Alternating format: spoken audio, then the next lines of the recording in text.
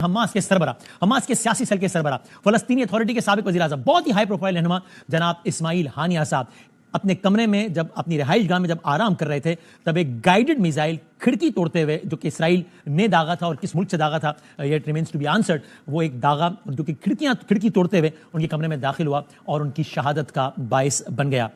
देखिए, आज जो इसराइल के जो बड़ा लॉस हुआ है और वो इस्माइल हानिया के नाम से हुआ है, ये पूरे उस मुस्लिम उम्मा के लिए बड़ी सैड न्यूज़ है। इसके हवाले से अगर हम देखा जाए तो ये पूरी मुस्लिम उम्मा के लीडर ने आज ट्वीट किया हुआ है, यानी कि इस वक्त जो फ़लस्तीन है वो लवारिस हो चुकी है, क्योंकि यतीम हो चुकी है। और इसकी कोई अभी तक देखा जाए तो पूरी वर्ल्ड में फ़लस्तीन के नारे लग रहे हैं इस वक्त। पहले कोई आवाज़ ही नहीं उठा रहा था, पूरे वर्ल्ड में फ़लस्तीन के नारे लग रहे हैं, पूरे वर्ल्ड में फ़लस्तीन के नारे लग रहे हैं कि इनके ऊपर जुल्म हो रहा है। उस जुल्म के खिलाफ अभी सिर्फ जुल्म हो रहा है, सुन रहे हैं, और कोई अमल नहीं हो रहा है। वर्ल्ड के बड़े बड़े मेजर पावर्स हैं, अमेरिका है, यूएसएसआर है और रशिया है, चाइना है, इन लोगों ने सिर्फ ट्वीट किया हुआ है, कोई अमली इकदाम नहीं करते हैं। हाँ। तो हम मुस्लिम उम्मा हम ये रिक्वेस्ट करते हैं कि फ़लस्तीन के ऊपर जुल्म को रोका जाए। और ये जो इनके जो चीफ हैं, हमास के जो चीफ है, बेरूत चीफ को भी मारा गया 48 घंटों के अंदर, और इस्माइल हानिया को भी मारा गया। और ये सबसे बड़ा मिडिल ईस्ट और एशिया सबके लिए बड़ा इंप्लीकेशन होने वाले इसके। कुछ महीने पहले की बात है कि ईरान के प्रेसिडेंट का जहाज का जो वाकया पेश आया, क्रैश हुआ, उनकी जान गई, और अब उसके बाद ये वाकया पेश आया, इसके ऊपर क्या रिएक्शन देना चाहेंगे? एज अ मुस्लिम नेशन जी हमें अफसोस है। ठीक है,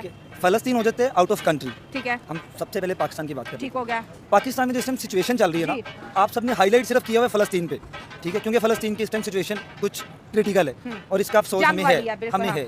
अगर हम पाकिस्तान की बात करें तो पारा चिनार में क्या सिचुएशन है, किसी ने बात की है? हाँ, सही बात है, किसी ने बात की? सही हो गया, नहीं की। कोई 48 के करीब जो है वहाँ पर अल्लाहू अकबर पढ़ के गला काट रहे हैं। वीडियोस देखी आपने? उस पर किसी ने बात नहीं की। सही बात है। क्यों?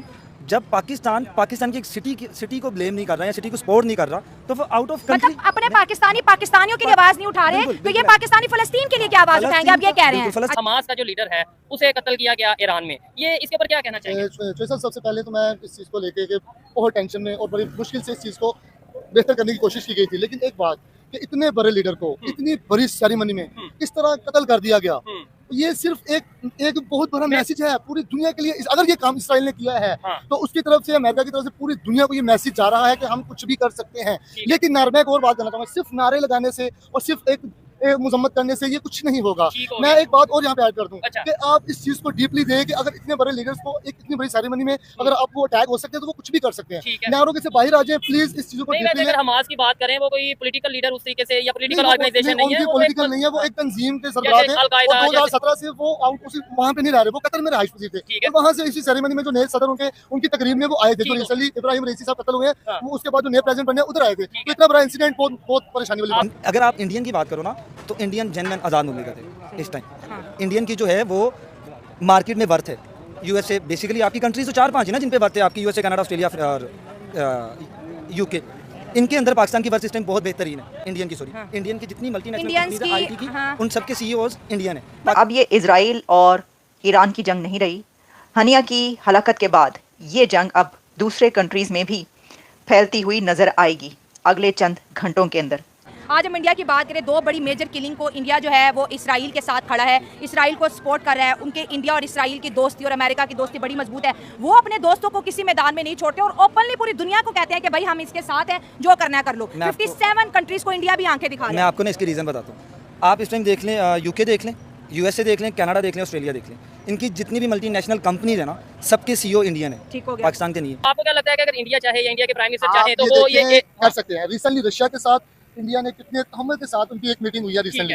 अब आपको पता है अगस्त में यूक्रेन, मोदी साहब वहाँ पे जा रहे हैं और इतने बड़े विजन के साथ वहाँ पे जाके अगर वो मोदी साहब चाहें, और सिर्फ मैं एक बात करना चाहता हूँ, सिर्फ अगर इंडिया के प्राइम मिनिस्टर चाहें तो ये तो जंग चल रही है पूरी दुनिया में तकरीबन। ये आप एग्री करते हैं इनकी बात से या आप एग्री करते हैं? ये कह रहे हैं यही चाहता हूँ, क्योंकि ज्यादातर यह है कि इंडिया में भी मुसलमान रह रहे हैं, लेकिन पाकिस्तान का जो एक ज्यादातर इस्लामिक कंट्री है ना, क्योंकि हमें इशू ज्यादातर यह है कि हमें एक्शन लेना चाहिए अपने हवाले से। लेकिन पाकिस्तान क्या एक्शन ले? मतलब पाकिस्तान के एक्शन की कोई वैल्यू, यानी लेट्स सपोज इधर खड़े होकर आप कहते हैं या हमारे प्राइम मिनिस्टर कहते हैं कि जी मैं इसराइल को वार्न करता हूं, कोई वैल्यू, कोई वो डर जाएंगे? मतलब आपको लगता है कि इसराइल डर जाएगा, अमेरिका डर जाएगा? उसकी वजह यह है कि इस्लाम का जो एक नारा बुलंद किया जाए ना, तो वो उससे यह है कि जो काफिर है वो डर जाएगा। क्योंकि ज्यादा से ज्यादा अल्लाह अकबर की ताकत इतनी है कि रोंगटे खड़े हो जाते हैं, क्योंकि उसमें ताकत इतनी है जब तक कुछ नहीं है ना। फलस्तीन में भी तो नारे लग रहे हैं उधर, लेकिन नारे से कुछ नहीं भाई बनना वहाँ पे। मैं एक बात आपकी बात में यहाँ पे मैं डिनाई करूंगा, बिना गलत करा दूंगा, सिर्फ नारे लगाने से और भाईजान खुद को ठीक करने से सब कुछ होता अच्छा, है। एक मजे की बात बताता हूँ, ये जो वाकया पेश आया ना, ये जो भी कत्ल किया गया है, जो जान ली गई है, मतलब ये ईरान में ये जो वाकया पेश आया है, वहाँ पे उस इवेंट में बाकायदा तौर पे अमेरिका मुर्दाबाद, इसराइल मुर्दाबाद, ये सारे नारे लग रहे थे उनकी अपनी लैंग्वेज में। तो उन्होंने बोला कि आप नारे लगाओ, हम जो था वो काम करते हैं। आप क्या कहना चाहेंगे? बिल्कुल सर, नारों की यानी कि आप नारा लगा दें, इसराइल के खिलाफ नारा लगाएं, देखते हैं उन्हें कोई असर पड़ता है? सर नारा लगाने से कुछ नहीं होता। ये कंट्रीज होती हैं जो टेबल टॉस करती हैं, ठीक है,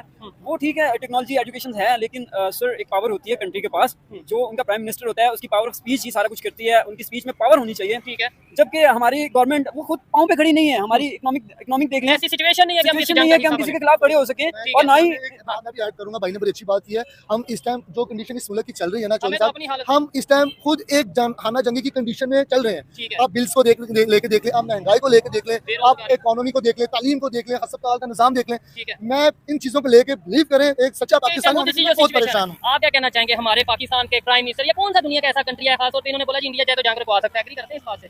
नहीं, मैं नहीं करता। ईरान की तरफ से उनके सुप्रीम लीडर ने ऐलान कर दिया है कि क्योंकि इस्माइल हनिया ईरान के गेस्ट थे, तो ईरान के मेहमान को मारा गया है और वो अपने गेस्ट का बदला लेंगे, क्योंकि ईरान की ये ट्रेडिशन नहीं है कि उनके गेस्ट को उनके घर के अंदर मारा जाए और उसका बदला ना लिया जाए। इस क्या कहना चाहेंगे ये जो वाकया पेश आया, इसके ऊपर हमास या फलस्तीन की बात करें, इसराइल की बात करें? क्योंकि इसराइल तो ज्यादातर ये है कि काफी देर से जो मुसलमानों पे जो है वो काफी ज्यादा जुल्म कर रहा था, ठीक है। उसकी वजह ये है कि पाकिस्तान जो है वो इस्लामी जमहूरिया पाकिस्तान है, ठीक है। लेकिन ज्यादातर ये है कि हम यहाँ पे बाहर जलसे जुलूस वगैरह निकाल सकते हैं, लेकिन हमारी जो हुकूमत है वो कुछ नहीं कर रही, प्रैक्टिकली कुछ नहीं कर रही, प्रैक्टिकल कुछ कर ही नहीं सकते, क्योंकि हमने जो ज्यादातर एटमी ताकत बन गया है। लेकिन एटमी ताकत किस चीज से बना, वो क्या हमने दिवाली पे चलाने के लिए या इधर शिवरात पे चलाने के लिए नहीं, क्योंकि हमने दुश्मन का सामना करना है। अच्छा। हमने अपने मुसलमानों भाइयों के लिए कुछ ना कुछ करना है, क्योंकि हमारी ईरान के सुप्रीम लीडर ने डायरेक्ट अटैक इजराइल पर करने के ऑर्डर्स दे दिए हैं, और इसमें न्यूयॉर्क टाइम्स और कुछ और इंटरनेशनल मीडिया ये बता रहा है कि नेक्स्ट 24 आवर्स में ईरान की तरफ से इजराइल पर अटैक किया जा सकता है। हो सकता है कि ईरान बराह रास्त डायरेक्ट हमला करे, मिसाइल्स के थ्रू, ड्रोन्स के थ्रू, जो भी वो तरीका इस्तेमाल करेगा, ये बात सामने नहीं आई, लेकिन ये कहा जा रहा है कि ईरान ने इसकी तैयारी कर ली है। मैं एक बात फिर रिपीट करना चाहूंगा कि सिर्फ एक हल है जो मेरी नज़र में है कि मोदी साहब चाहें तो ये यूक्रेन और ये जो मसला इनके साथ है रशिया का, और जो फलस्तीन और इसराइल का जो मसला है, ये बैठ के उनके साथ टेबल टॉक करके इसको हल करवा सकते हैं। और मैं अपने प्राइम मिनिस्टर साहब, हमारे लिए बड़े मौजूद है, शहबाज शरीफ साहब भी वो नहायत मौजूद एक सेलिब्रिटी हैं, वो भी कर सकते हैं। मैं कहता हूँ मेरे ख्याल से शहबाज शरीफ साहब के कोई बात थी, आपको लगता है शहबाज शरीफ साहब कहेंगे भाई जंग रोक दें? कुछ नहीं कर सकते, कुछ नहीं कर सकते। इस टाइम शहबाज शरीफ की कौन सुनेगा? अगर कोई कंट्री के साथ पाकिस्तान कोई खड़ा मानता है हो, इनको? किसी कंट्री के साथ पाकिस्तान खड़ा हो और एक कंट्री के साथ इंडिया खड़ा हो, किसकी ज्यादा एक पावर ओपन होगी? बात है, उजाला बात है, राइट बात है, इंडिया के साथ खड़े होंगे लोग।